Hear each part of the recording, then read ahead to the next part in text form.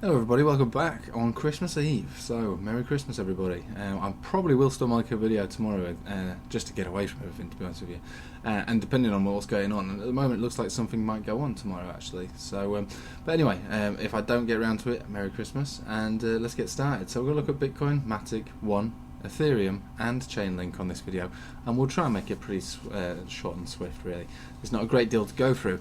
So we're having a bit of a dump today. That's fine, because like I say, my overall expectation is for Bitcoin to come down to test this descending trend as support, as we did around these levels here when we broke above it this last time on a giant bouncy FOMO basically. This one was less FOMO, a bit more of an organic bounce, but it was, I think what we've got here on this occasion is continuation. That continuation is looking like it's or not continuing anymore, should we say. We reached the top of the Bollinger Band. You could say that we were rejected from the top of the Bollinger Band. You could say it was the green 50. You could say that it was this giant red resistance cloud that we've got there. Either way, we were rejected from that top level there. Today we were rejected from this guy here, and we are being supported on the centre of the Bollinger Band on the daily, also the 10 simple that would be. I do expect that Christmas period should be a bit of a sideways move. I'm kind of surprised in a way to see this on a day like today, where basically I thought that it would be a bit more uneventful. I didn't think that we'd see dumps or pumps. I thought we'd just kind of go sideways, but we're dumping. Which could lead to an even bigger dump, to be honest with you. My general expectation is to come back down to test these levels, like I say, like we did last time we broke the descending trend. We ended up being supported on it before breaking down. So I think, to be honest with you, over enough time, that's what we're likely to do. There is an argument to say that we would try to pump back up above these levels and break above this resistance cloud and start to chip away into it, and this whole area is resistance, a giant resistance cloud, breaking at the top here, which will be 8,440. Once we break out of there, it should be safe to say at that point that we're likely to be bullish again, and this trend has been reversed.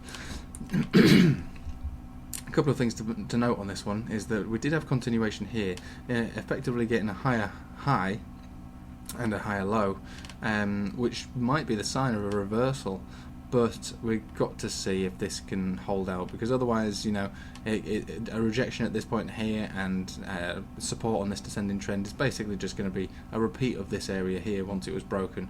And like I say, the descending trend isn't the be all and end all. It has been very useful these last 6 months, but it's not the be all and end all. We have broken above it, but we're not getting continuation at the moment, and we're finding significant dumps from this level. So how's this leading on to everything else? We'll briefly look at Ethereum. So Ethereum is basically copying exactly what Bitcoin's doing. In fact, in many ways, it's kind of emphasizing. So when it pumped a little higher. When it dumped a little faster. It's not really much about this chart that we're looking at here. There's nothing at all about it actually that says bullish. In fact, a lot of the time when I look at coins like Ethereum, it shows me a bit more insight into the health of the overall market aside of Bitcoin. So Bitcoin has got its own thing going on. All the others are like variations of Bitcoin in many ways. But Ethereum, being a large cap coin, its trading volume is getting pretty slow and small. We had this giant move here, but really we had no follow through with anything from it really. We've had more volume on the down than we have on the up since this move. I think this one's going to come down again, to be honest with you. Everything we're looking at here on this chart looks bearish as hell. Really bearish. There's nothing bullish about this one, so that tells me that the crypto market is likely to continue with its bearish trends. There's not really much that's going to break away from that. Even if Bitcoin decides it wants to pump up a little further, I still think that we're going to come back down again. And like I say, all indicators on all of these coins, even Bitcoin, are pretty much overwhelmingly bearish, so I'm still bearish on it. We're looking at Matic on this one here. So Matic, we had this huge bounce, we had this huge rejection. We don't yet have that death cross, so you could argue the fact that, you know, we're above this level here where we basically accumulated from. So if we could stay above this level here, and slowly edge our way up to get above this level here, which is our 200 exponential, currently sitting at just below 1.7 cent, we could effectively begin another accumulation zone between there and the green 50, preferably above the green 50. That way we would be a bit more likely to continue with this kind of move, not moves of this size, but basically not not completely collapsing in on ourselves. My thoughts on this still is that we are actually bearish on it still. We're failing to grow on this one. This was just a giant big bounce on the first opportunity, which is at the bottom of this wick here. So that as soon as we revisited that price that we bounced from the first time, we revisited it here, and we had a massive bounce and a rejection more or less at the same point that we rejected from here, around about the 2 cent level. So I still think we're coming back down again with Matic, unfortunately. That will lead me on to One. Harmony One is basically copying Matic. There's nothing on this coin here that shows that it's doing its own thing. It's a combination of Bitcoin and Matic and all the others. It's basically not got its own thing going on. The thing that scared me the most, however, is this here, which is the cross of the conversion of the baseline. That would suggest continuation from the price action that it was held at, which was, to be generous, you could say it was the top of this wick. Or the bottom of this wick. So a continuation from this move down from 429 would, there's no exact figure on this one because we've got absolutely nothing to go by at this level. We're at brand new lows more or less.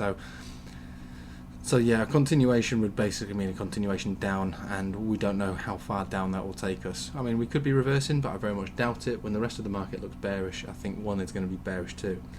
So we're just going to have to wait to see how this one plays out, but my expectation is that these lows will be broken and we'll find new lows. And finally, we're just going to have a look at Chainlink, because I haven't looked at this in a while. Well, Chainlink was doing pretty good for the majority of the year, but now it's kind of, it looks like it's about to die, basically. And the reason I say that is we had this parabolic top, we came back down to break down to these levels here, all the way down to this level here, where we're above that level at the moment, so that was 1.5. And $1.50 basically. We had a nice rally back up, making new highs, but then this death here was extremely bad. I don't know what caused this, but the fact is we did die, and a death like that. Oh, let's measure that move. That is a big death, all the way down to this level here, where the 200 exponential kind of caught us and gave us a little bounce, but it wasn't enough. We broke down beneath it. Now there's basically no resistances beneath us other than historical low points, which would be about $1.51. To revisit $1.51, we might find a bounce from there, but the rate that this is going, we definitely have a death crossing coming. That death cross, let's just measure this out at the speed that it's going at the moment. That would bring us up to the middle of January. We'll have had that death cross on the daily chart. That's going to be pretty nasty. That's just a rough estimate, so early to mid-January a death cross will have taken place, unless of course we can pump.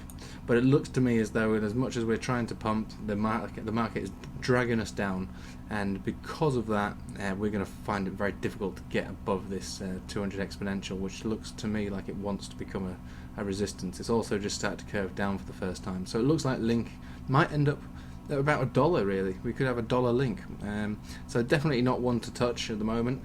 Again, not looking to touch any of these coins, to be honest with you. The only coin that would be worth having a little go at would be Bitcoin, but again, my expectations of Bitcoin are pretty dark and dismal, and I do feel like we're going to be coming down with Bitcoin too.